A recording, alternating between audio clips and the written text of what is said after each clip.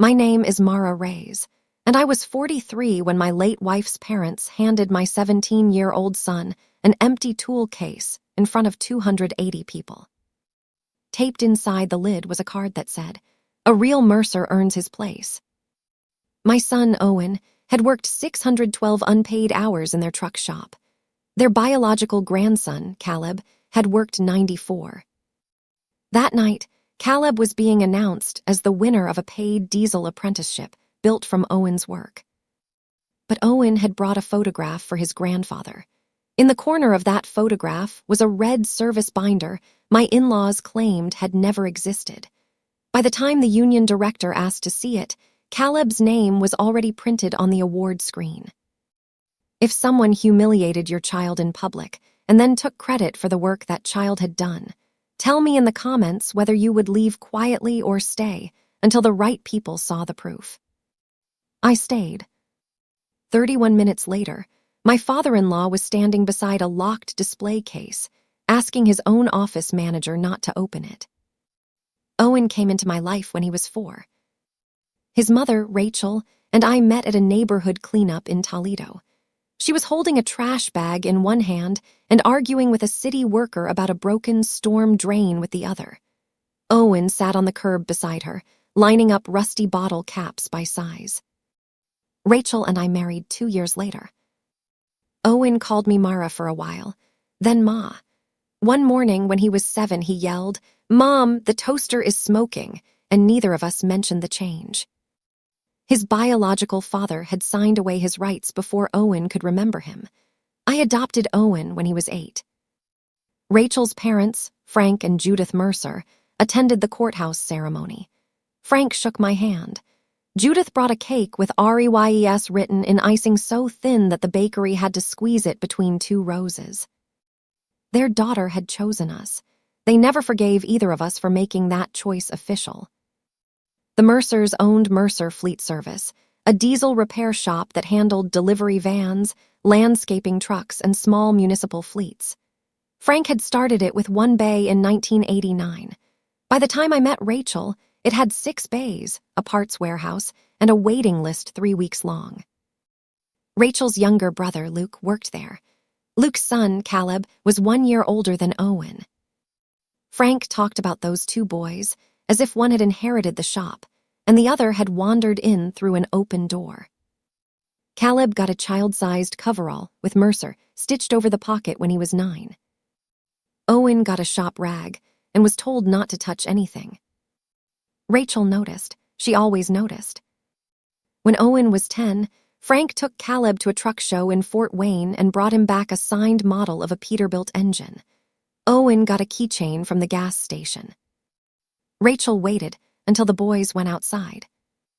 "You have 2 grandsons in this room," she told her father. Frank rubbed his thumb over the model box. "One of them carries the name," he said. That was his sentence. At first, it sounded like old pride. The name carries the shop. He said it when Caleb got first choice of tools. He said it when Judith hung a photograph of Caleb over the service counter and left Owen out of the family wall. He said it when Owen asked why Caleb was allowed behind the parts desk. Rachel would answer the same way every time. "Work carries the shop. Names are just painted on the door." Frank would smile like she was being sentimental. Rachel died in October 2022. She was 39.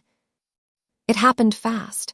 A brain aneurysm at home, an ambulance, 2 surgeries, and 6 days in an intensive care unit where every machine made a different sound, and none of them gave me the answer I wanted.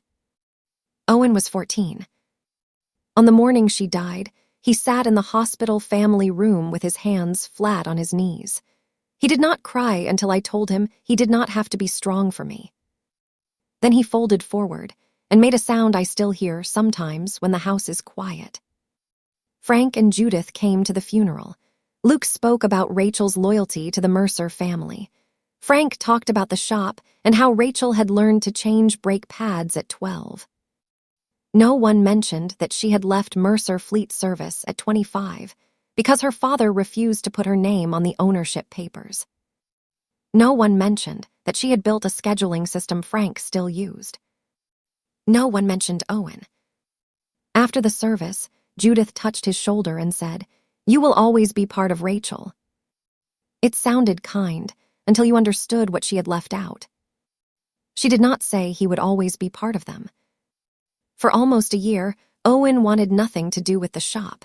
He stopped wearing the green work jacket Rachel had bought him. He stopped building model engines at the dining room table. Then his high school started a transportation technology program. He came home with a black line under one fingernail and talked for 20 minutes about air brakes. It was the most alive I had seen him since Rachel died.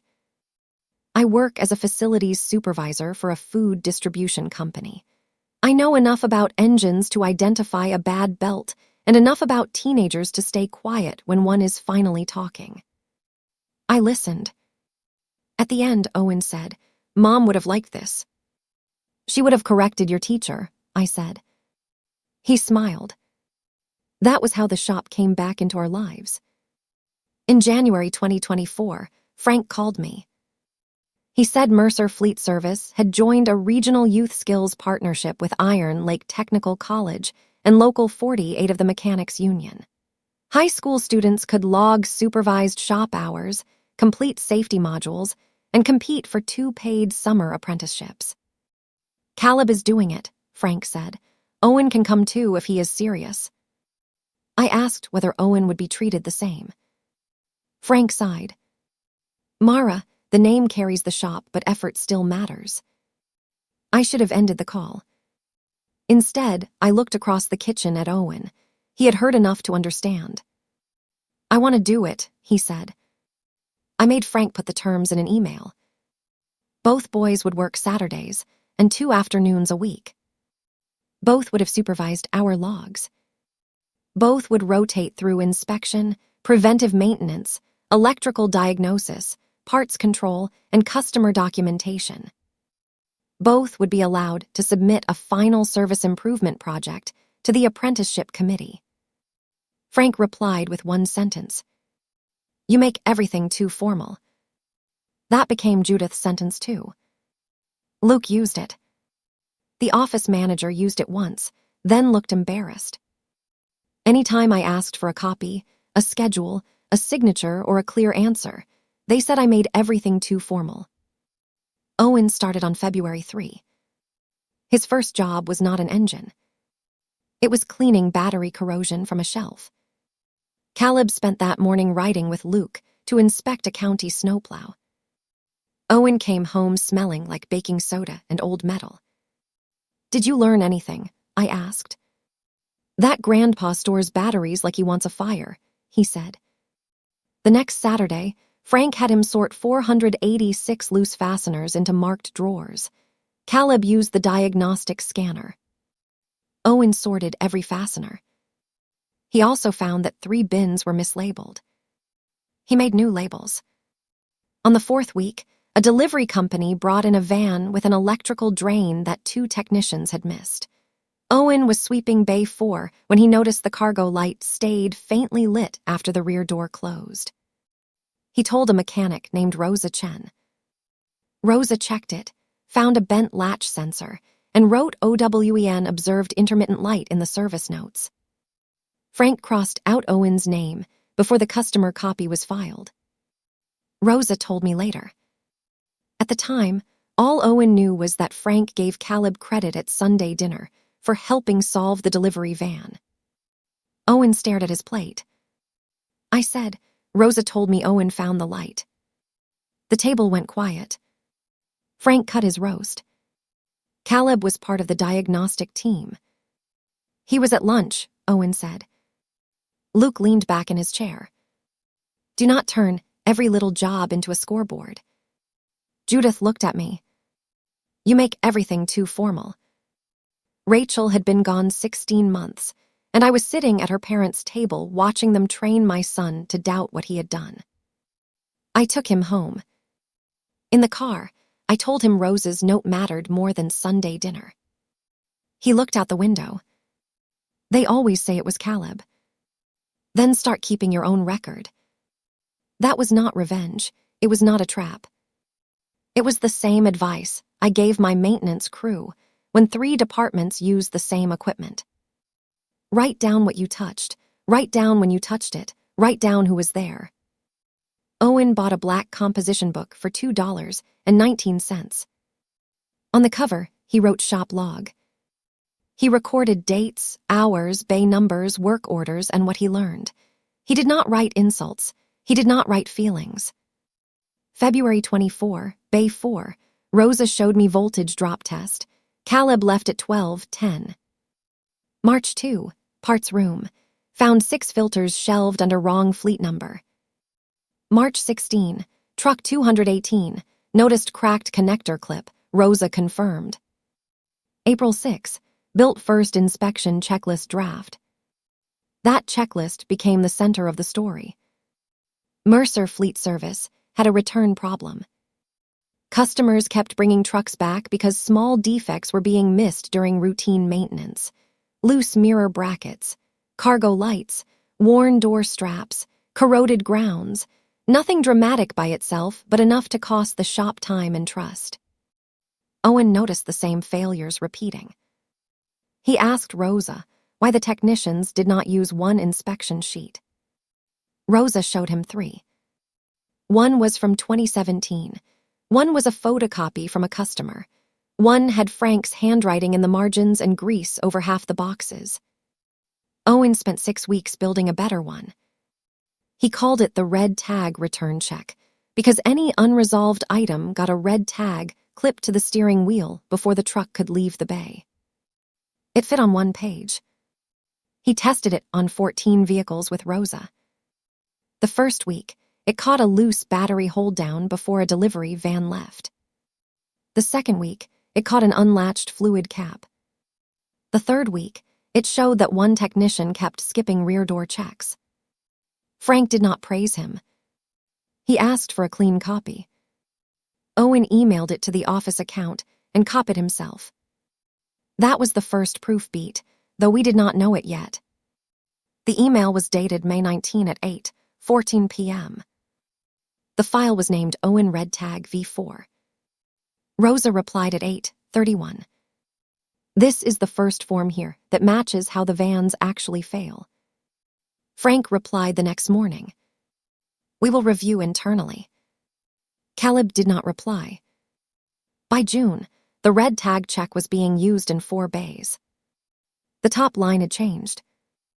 Owen's name was gone. In its place were the words Mercer Fleet Youth Quality Project. Owen showed me the copy on his phone. Maybe that is normal, he said. He was asking permission, not to be hurt. Did they ask you? No. Then it is not normal. I emailed Frank. He called within 7 minutes. It is a shop document now. Owen created it for his apprenticeship project. He created it here. The program rules say student projects remain attributed to the student. Frank laughed once. There you go again. Making it formal. Exactly. I asked him to restore Owen's name. He refused. Then he told me something that kept me from pulling Owen out. The union selection required a student presentation in March 2025. The committee would look at verified hours, instructor evaluations, shop contribution, and the final project. If Owen's work is good, the committee will see it, Frank said. I wrote down the sentence. For the next 9 months, Owen worked. He learned brake measurements, electrical testing, parts inventory, and customer intake. Rosa supervised most of his real training because Frank was usually with Caleb. Caleb was not lazy. That would make the story simpler than it was. He liked engines. He knew how to talk to customers. He could take apart an air compressor quickly and put most of it back together. But Caleb liked being treated as finished more than he liked the work required to become good. He arrived late. He left early for baseball. He skipped 2 safety classes. When an instructor corrected him, Luke said the instructor did not understand how much Caleb already knew from growing up around the shop. Owen did not grow up around the shop, so every hour had to count. By December, his black composition book was full. Rosa gave him a second one. On the first page, she wrote, "Good work survives bad memory." 3 days before Christmas, Judith invited us to the Mercer family dinner. I almost said no. Owen wanted to go, because Frank had told him the youth program would be recognized. The dining room had 22 people in it. Judith gave Caleb a framed photograph of himself beside a rebuilt transmission. Under it was a brass plate. Caleb Mercer. Third generation. Owen got a pair of work gloves 1 size too small. Frank raised a glass and said, "The name carries the shop." Owen did not look at me. On the drive home, he set the gloves on the floor. "I do not want their name," he said. "Good." He looked at me. "Good. You already have one." He nodded. Then he said, "I still want the apprenticeship." That mattered. He was not staying for their approval. He was staying for his own work. In January 2025, the program coordinator at Iron Lake Technical College emailed each student a preliminary hour statement. Owen did not receive one. Caleb did. I knew because Caleb posted a photograph online holding a certificate that said 580 VERIFIED shop, HOURS. Owen had worked almost every scheduled shift. Caleb had missed 19. I called the college. The coordinator, Marisol Vega, said all statements had been sent to the email addresses supplied by the shop sponsors. She read Owen's address back to me. It was not his. It was youth program at Mercerfleet, COM. Frank controlled it. I asked Marisol to add Owen's personal email. She paused. The sponsor marked him inactive on December 18. I looked across the table at Owen. Inactive for what reason? Family withdrawal. No one in our family had withdrawn him. Marisol sent a correction form. Frank refused to sign it. He told me Owen had become inconsistent. I asked for the attendance record. You make everything too formal. You marked my son withdrawn. He is not my son. That was the first time Frank said it to me that plainly. I put the phone on speaker. Owen was standing in the kitchen doorway. Frank continued. This program is tied to Mercer Fleet. We cannot sponsor every kid who spends time in a bay. Owen went upstairs. I did not shout. I asked Frank one question. How many verified hours did you submit for him? He hung up.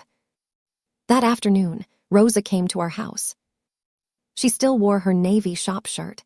She held a red binder against her chest. I had seen it once in the office. The youth program binder held weekly hour sheets, supervisor initials, safety modules, and project notes. Rosa set it on my kitchen table. I cannot leave this here, she said, but you need to see his pages. She opened the binder. Owen had 612 hours. Every page carried dates. Most had Rosa's initials. Some had Frank's. The final total sheet had been completed in blue ink. Below 612, someone had written withdrawn BY family. On Caleb's page, the original total was 94. A white correction strip covered the number. Over it, in black ink, was 580. Rosa turned the page.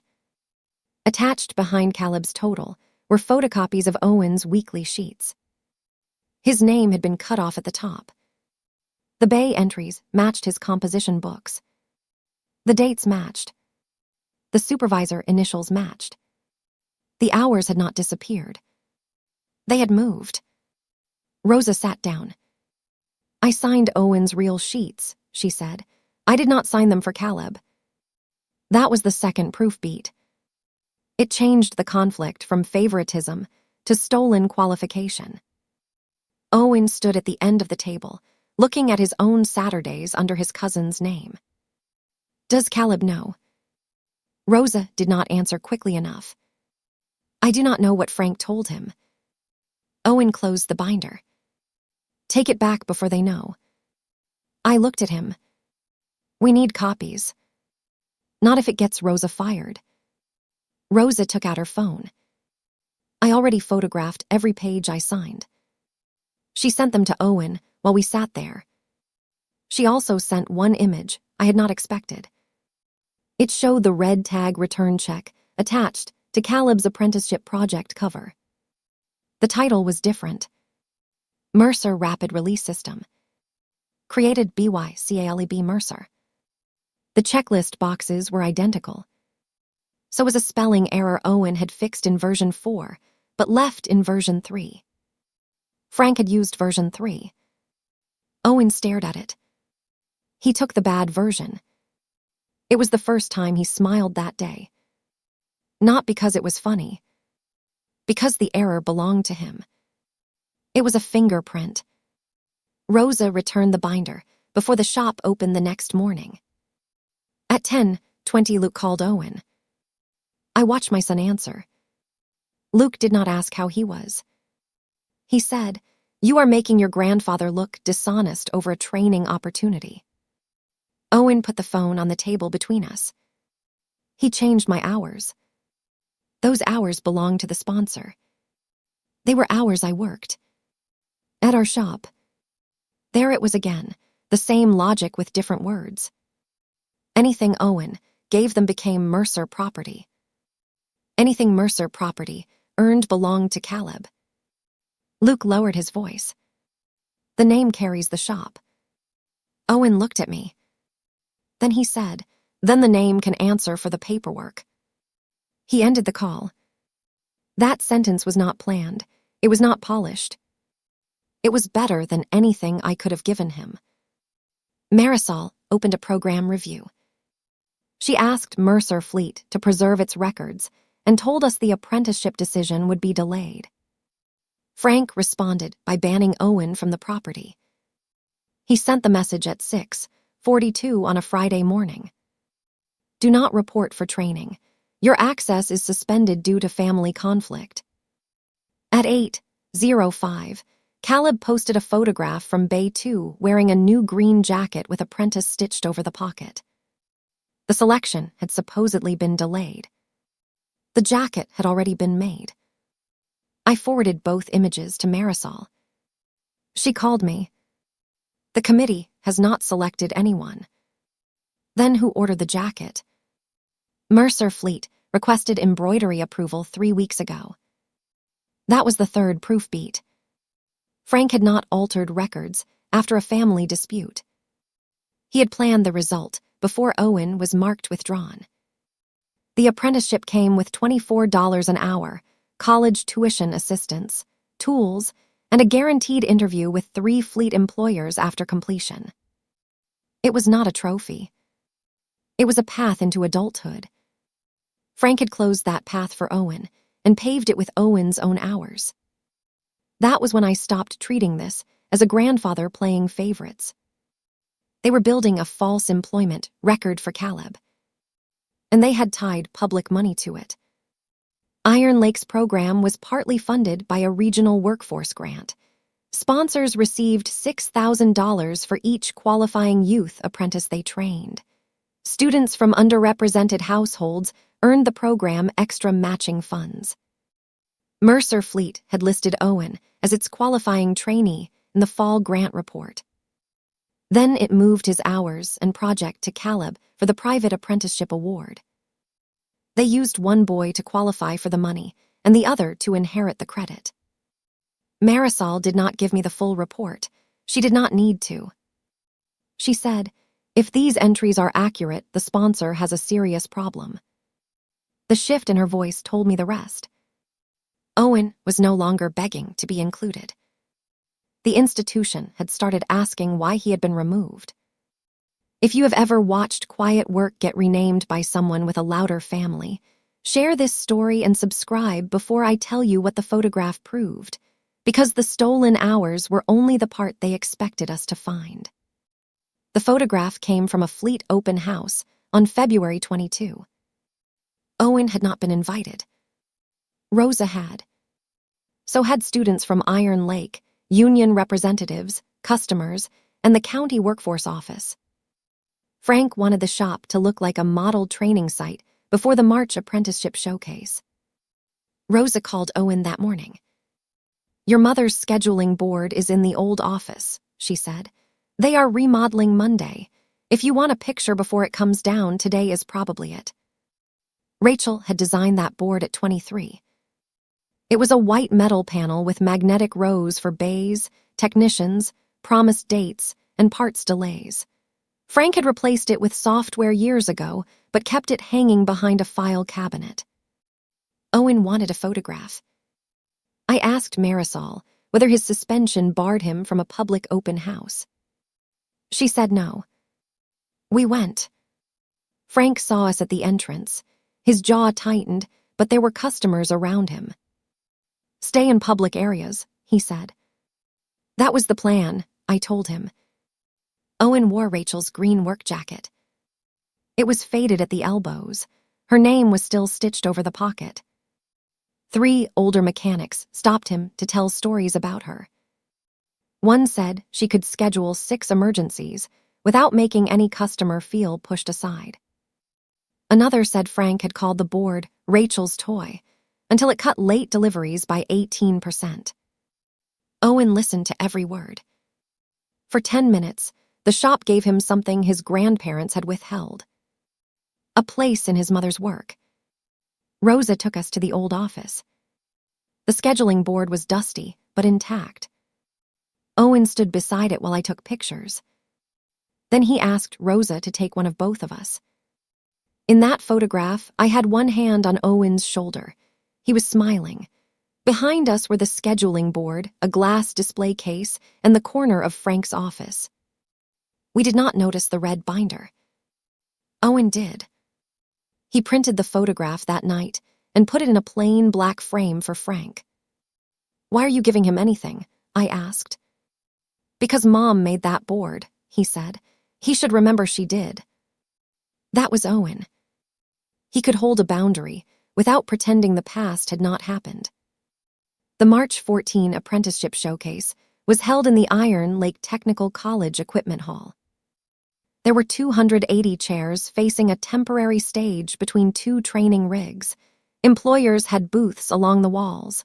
Local 48 had a table with apprenticeship applications. The county workforce office had a banner near the entrance.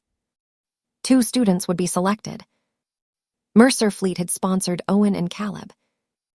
3 other shops had sponsored 6 more students.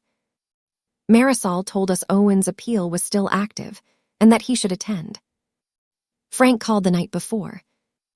"Do not bring a family argument into a public event. Then correct the record before the event. The committee has our submission. That is the problem." He exhaled. "You make everything too formal. You made a false record formal, Frank. I'm just answering it." He hung up. When we entered the equipment hall, a volunteer handed Owen a name badge. It said OWENREYES, student finalist. He looked at it for several seconds before clipping it to Rachel's jacket. Frank was near the stage with Judith, Luke, and Caleb. Caleb wore the green apprentice jacket. Luke saw Owen's finalist badge and walked toward us. "Take that off." Owen did not move. Marisol gave it to me. "This is our sponsor event." "It is the college's event," I said. Luke stepped closer. "You are embarrassing the family."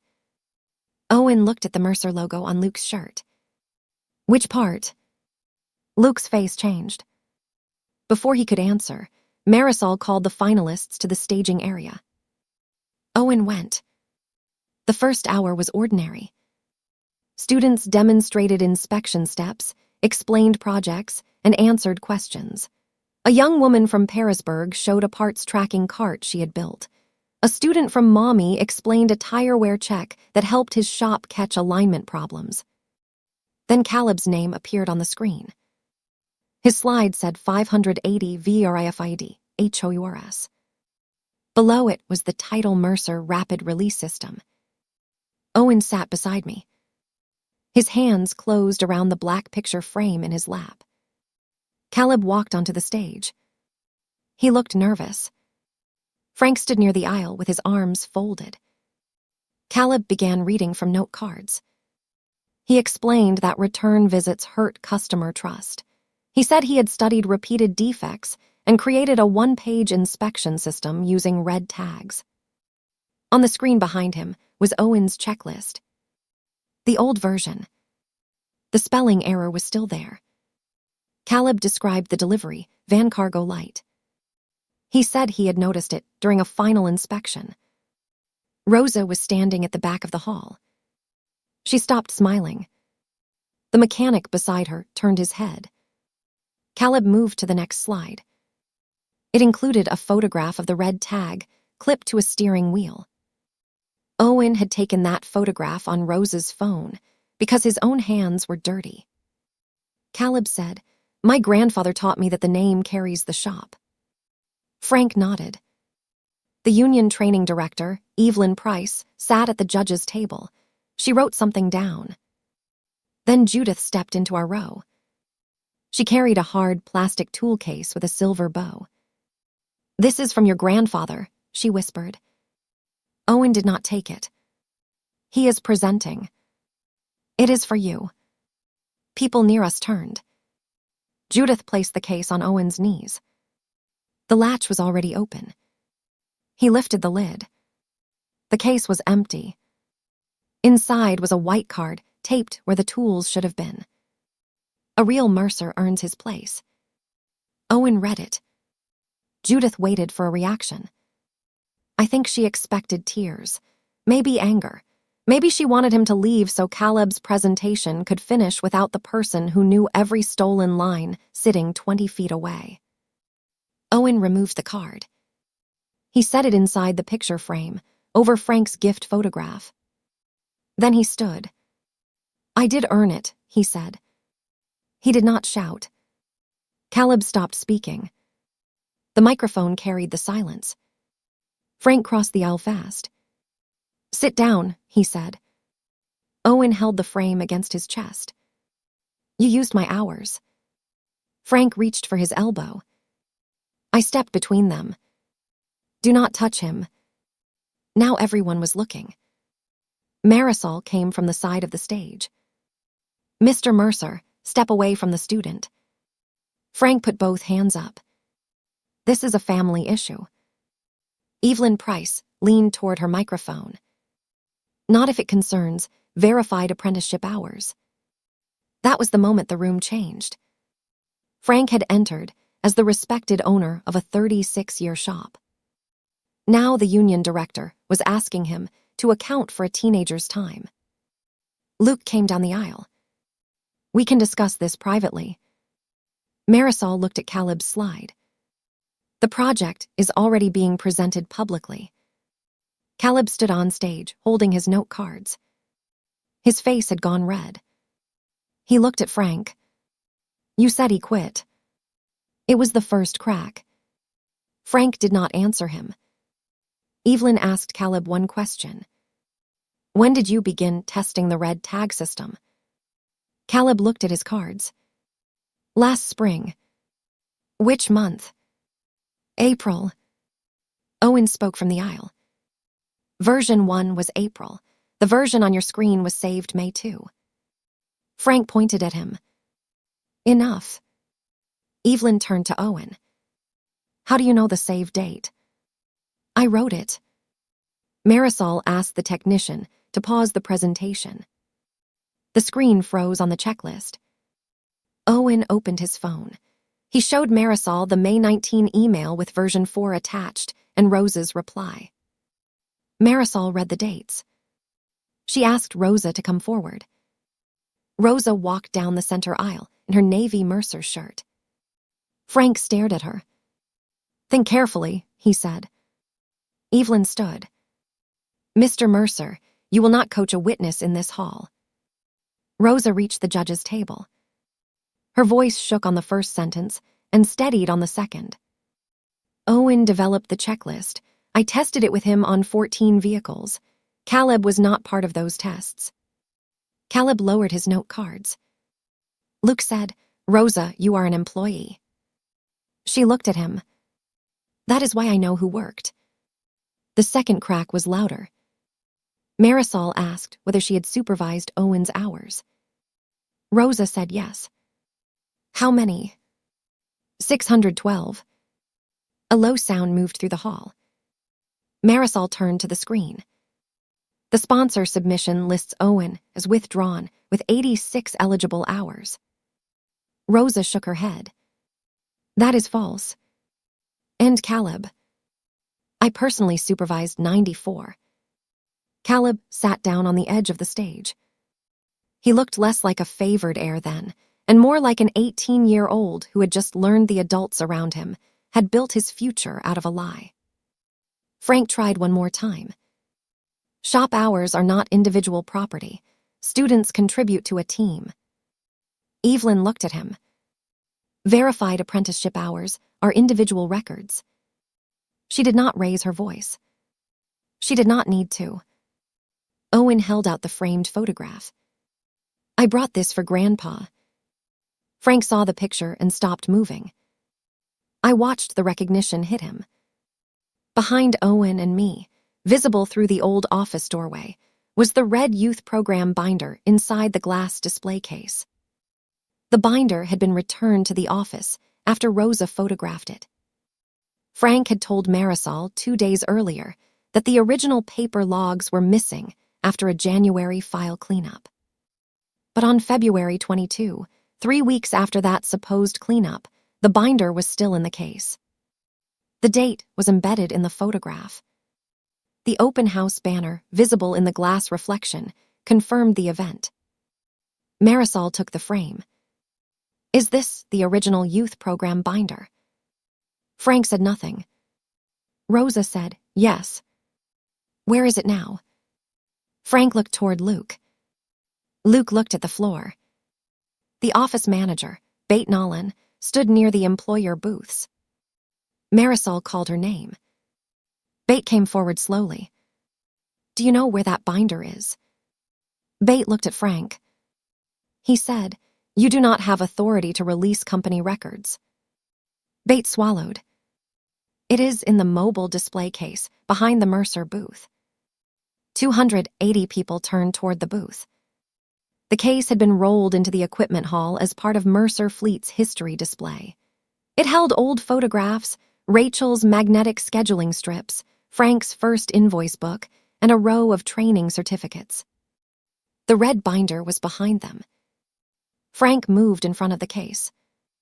That binder contains private employee information.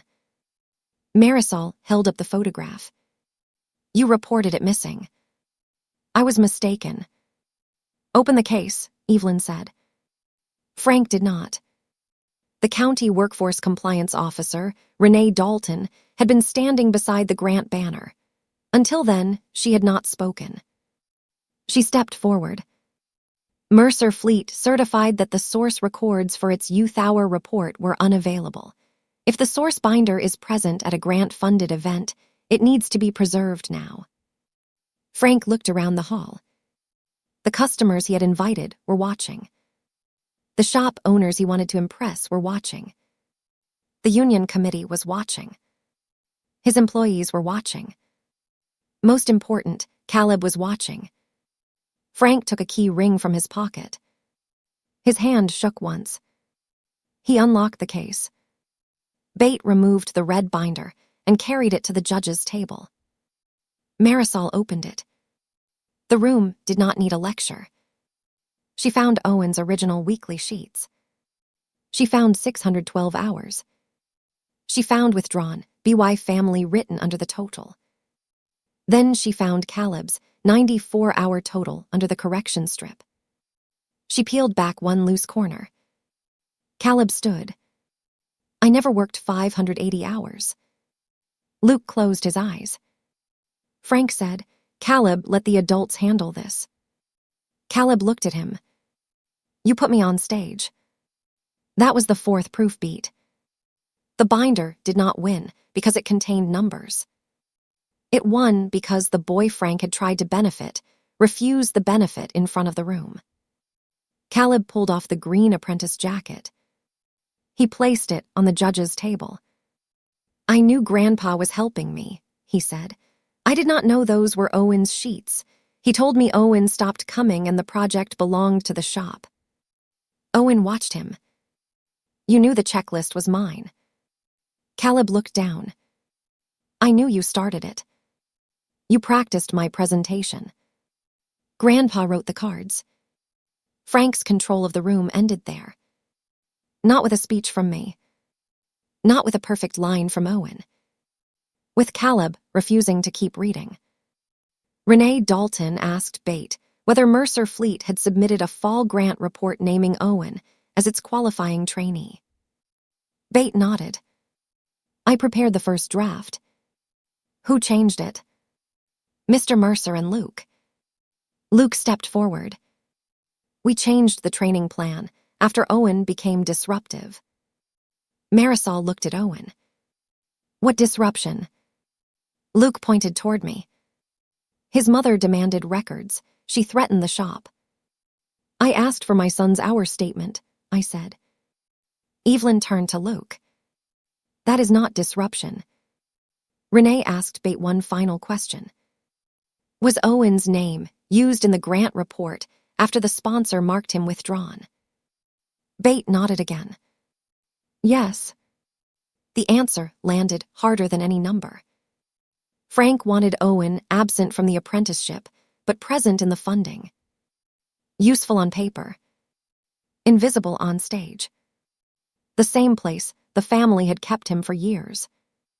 Judith was still standing beside the empty tool case. She said, "This has gone far enough." Owen turned to her. "You put the card in the case. Your grandfather wanted you to understand that opportunities are earned." Evelyn looked at the red binder. "He appears to have earned one." Judith's mouth tightened. "He is not a Mercer." The microphone at the judge's table was still live. Every person in the hall heard her. Frank closed his eyes. Owen did not. He looked at her with a steadiness I had not seen before. "I know," he said. Then he touched the REYES name on his finalist badge. It was not a rejection. It was relief. Marisol ended the Mercer presentation. She did not announce an apprenticeship winner that afternoon. She announced 3 immediate actions. Mercer Fleet was suspended as a youth sponsor. Its reported hours were frozen pending individual verification. The 2 apprenticeship positions would be decided only after students were interviewed away from sponsor representatives. Renee placed the workforce grant on hold. Evelyn asked Rosa and the other mechanics to remain for witness statements. Frank tried to leave with the red binder. Renee put one hand on it. "This stays with the college until it is copied." He released it. That was the visible consequence. The man who said the name carried the shop walked past his own booth while another person held the record. No one applauded. I was glad. Owen did not need a crowd turning his pain into entertainment. He needed the lie to stop working. Outside the hall, Caleb caught up with us. He had changed into a gray sweatshirt. The apprentice jacket was gone. "Owen." My son stopped. Caleb held out the note cards from the presentation. "These are yours." Owen did not take them. "No, they are Grandpa's." Caleb folded them in half. "I am sorry." Owen looked at him. "For which part?" Caleb did not hide. "I knew the checklist was yours. I told myself the shop owned it. I knew my hours were wrong, but Grandpa said sponsor hours included family training. I did not ask because I wanted the jacket." Owen nodded once. "That is at least true." Caleb's eyes filled, but he did not ask Owen to comfort him. "I am going to tell them everything." "You should." Then Owen walked to the car. He carried the empty tool case. I asked why. It is evidence, he said. For the first time that day, I laughed. The review took 6 weeks. I will not turn those weeks into a list of forms. What mattered was what each record did. Owen's emails proved he created the red tag check before Caleb's project file existed. Rose's photographs proved the hours had been moved before the family claimed Owen withdrew. The embroidered jacket order proved Frank expected Caleb to win before the committee voted. The open house photograph proved the original binder was not missing. Bates' version history proved Owen stayed in the grant count after he was removed from the apprenticeship count. And Caleb's statement proved the adults had coached him with Owen's project while hiding the real source. Each fact took one excuse away. By the 3rd week, Luke stopped calling it a family misunderstanding. By the 4th, Mercer Fleet's lawyer stopped using the word clerical. By the 5th, Frank stopped contacting us. The college restored all 612 of Owen's hours. It removed the false withdrawal. Caleb's record was corrected to 94 supervised hours. He was allowed to remain in the education program, but he had to restart the competitive qualification process with a different sponsor. He accepted that. Mercer Fleet repaid $18,000 in sponsor funds and lost eligibility for the next grant cycle. The union barred Frank and Luke from verifying apprenticeship hours for 3 years. The county referred the altered grant report for further review. I did not follow every part of that process. I did not need a dramatic ending for Frank. The consequence I cared about was that his signature could no longer decide whether Owen's work had happened. Rosa left Mercer Fleet. So did Bate. 2 other mechanics followed over the summer. Rosa joined North Coast Transit, a public bus maintenance contractor with a training floor twice the size of Frank's whole shop. On April 28, she called Owen. "We have an interview slot at 4, she said. "It is yours if you want it." He wore a clean blue shirt and Rachel's green jacket. I waited in the parking lot. When he came out, he did not smile. He walked to the car, opened the passenger door, and set a white envelope on the dashboard. Then he smiled. North Coast had selected him for one of the 2 paid apprenticeships. The practical receipt was simple. His name was correct. His hours were correct. The project line read red tag return check, created by OWENREYES. Starting pay was $24 an hour. Tuition assistance began in the fall. Rosa was listed as his training mentor. He read the letter 3 times at our kitchen table.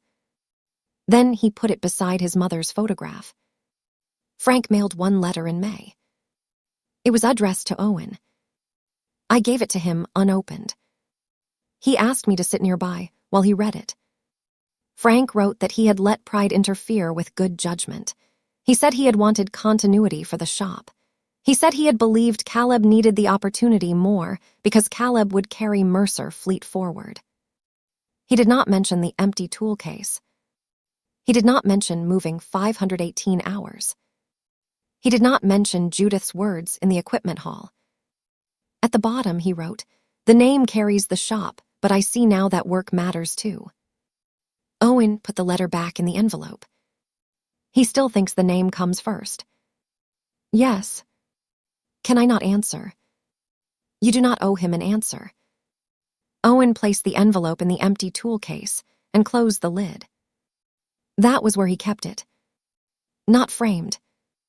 Not forgiven, because an old man had finally used the word pride. Contained. Caleb started over at a farm equipment shop in Bowling Green. He sent Owen 1 message after his first 100 verified hours. It was a photograph of his time sheet with his own name at the top. Under it, he wrote, "This one is mine." Owen replied, "Good." They are not close, but they are no longer trapped inside Frank's version of what family requires. In August, North Coast adopted a revised form based on Owen's project. They paid him a $1,200 Student Improvement Award. The operations manager asked whether he wanted the form called the Raise Red Tag Check. Owen said no. He wanted technicians to use it, not talk about him. So the official name became Final Return Check. At the bottom, in small print, it says developed from student fieldwork by OWENREYES. That line mattered to him. Not because it was large, because no one could cross it out. On his first paid Saturday, I woke at 5:30 and found him in the garage. The empty tool case sat open on the workbench. He had removed Frank's letter and Judith's card. They were in a plain envelope on the shelf. Inside the case, Owen had placed a new set of sockets, a voltage meter, red inspection tags, and the black composition books.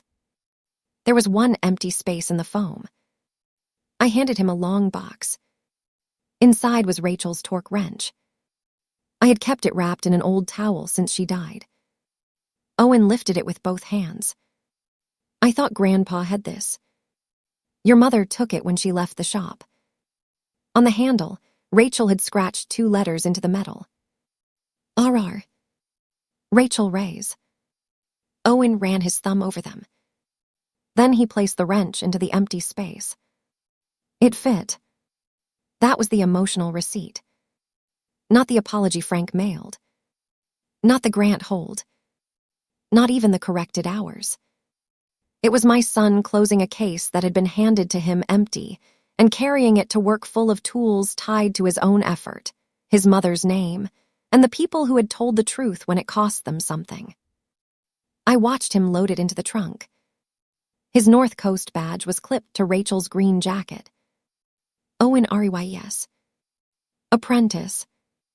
At 6:02, he drove away for his first paid shift. The sun was just coming up over the roofs. The tool case was in the trunk.